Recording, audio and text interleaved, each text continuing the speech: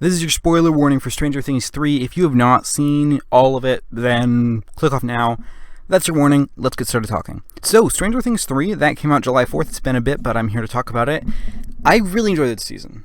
I also really enjoyed the last season and the season before that, but I really just enjoyed this one.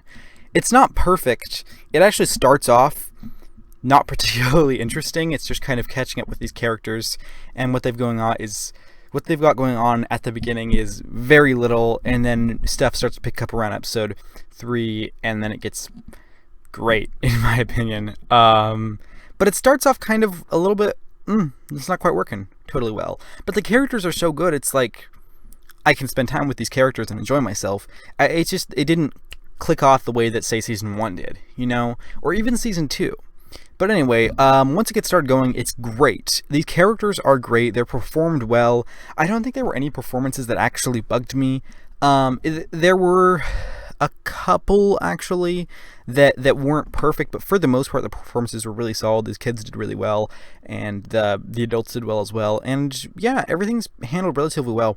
My biggest thing about this season that doesn't allow it to get to that point where I love it is that it does feel so much like just another season of Stranger Things, Because this one, it just kind of feels like it goes about the same motions as Stranger Things would do.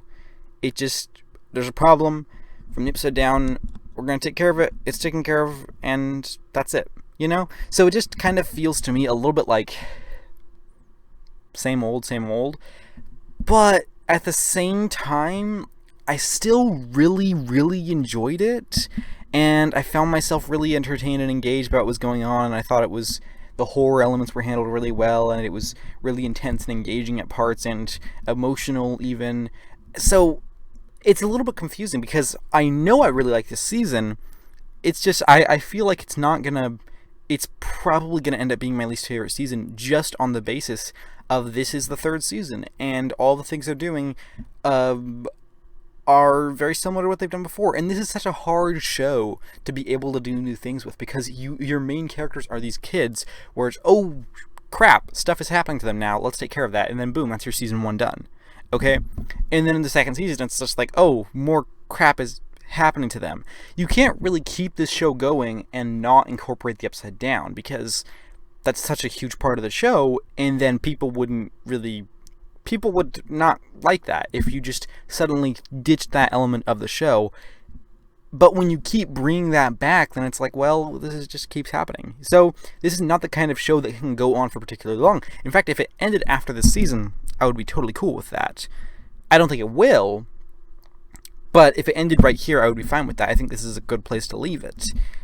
But yeah, it's at an interesting point, because they're basically able to they made the season, basically, aside from those first couple of episodes, they made it as good as it's possible to make a third season of Stranger Things, because this show isn't the kind of show that can keep going on for very long. If this show lasted 8 seasons, then by season, 5, I can't imagine that I would be enjoying myself that much. But they did a really good job at making every element of the show as good as they could do. Like, even from just like the production design and the cinematography and the music and all that stuff handled really well. But also, like, they've got a bunch of elements in here that just make sense. So this season took a little bit longer to come out. And what happened with this one is that now they're basically teenagers. They're much older than they were in that first season. And if that is, they delayed it a little bit so that the actors would be older, I don't know. But regardless, the actors are older. They're teenagers now. And that plays into the elements of what's going on here and growing up and moving on and stuff like that. And those elements, those themes are handled well, and making it so that they're teenagers now, waiting to that point and not trying to hide that fact, embracing that fact rather, really allows it to have something in it that feels a little bit different. Because when there's so much that just feels, it does kind of feel, even though it's great, feels like it's a little bit same old. When you have the main characters be at a distinctly different point in their lives, it helps to make it feel that little bit fresh, even though the season can't really feel that fresh. So yeah, everything is handled well. There's some creepy stuff. There's all, like, the Russian subplot was cheesy, but I was really engaged by it. And the stuff with the Upside Down I thought was incorporated well. And I don't know. I don't want to get too into the details of this plot and everything that went on. I rather would just kind of express how I felt about it as a whole. That's what I'm doing really for this review. But also the stuff with with Mike and Elle, that was handled well, because they could have done that horribly and just made it all for comedy's sake and so that we didn't care about it, and that really wouldn't have been appropriate. They managed to make it so that we cared about, or for me, cared about what was going on with Mike and Elle and their relationship and how difficult that was, and I don't know. I just thought they handled those elements really well. I also like that 11 is getting along really well with Max. I don't know. I just like their dynamic. They work well together. Yeah. So everything in this is working pretty well, and there are parts where I'm just super engaged by it. And Hopper's death at the end was sad. And Billy's too. More because of Maxine and her reaction. Her full name's Maxine, right? I could be wrong about that. I'm not sure. Anyway, that was sad, but I could tell while I was watching it, from the way that they focused so much on Billy's death and not on Hopper, that Hopper wasn't dead.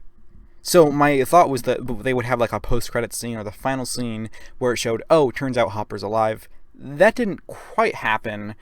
We did get that Russian scene where they mentioned the American, which presumably is Hopper, just because, well, just the way it was made. That's not how you make a character death that isn't dead. I mean, I've seen a lot of TV, so I don't believe he's dead. I could end up being wrong, but we'll see about that.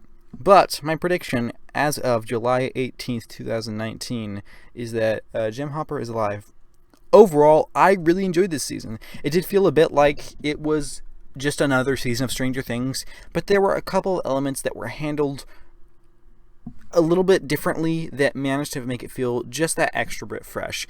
And they managed to use all of these kids really well and incorporate the Upside Down well and do some great stuff with Billy, and they just managed to make it a really solid season of television. I think they did the best they could do with a third season of Stranger Things, and I just found myself really enjoying myself, and I am going to give Stranger Things 3 a rating of 9.25 out of 10.